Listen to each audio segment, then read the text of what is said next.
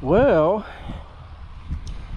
neighbor came over yesterday and picked these ramps up because he had a four-seater 4x4 that he needed to load on his trailer.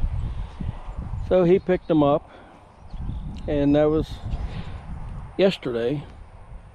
So this morning I seen him out and decided to go over and talk with him, and said, yeah, if you ever decide to sell them ramps, I would definitely be interested.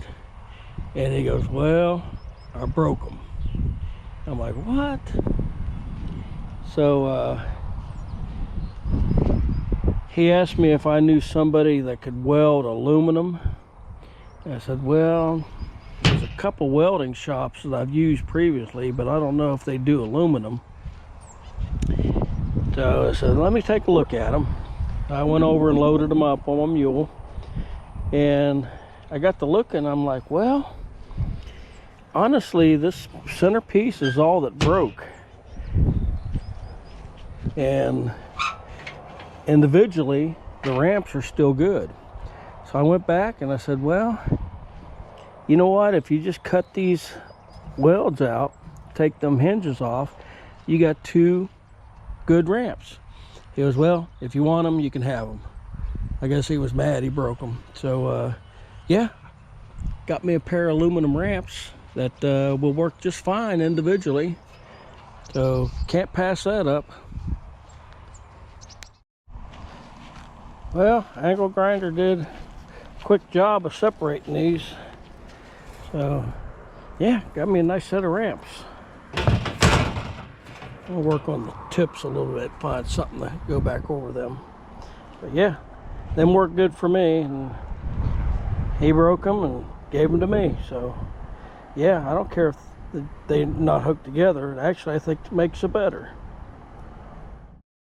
So someone asked, how can you get these flathead Briggs to turn over better? Because there's no compression release, and if you got good valves and good rings and everything, they'll tend to just stop, and then you have to let off the key and hit it again because it hits that compression stroke. Well, even though it will still stop because the starter's the weak point, what I've done is I've upgraded the battery cables, as you can see here, to automotive style, and I tie all the ground points to a single point.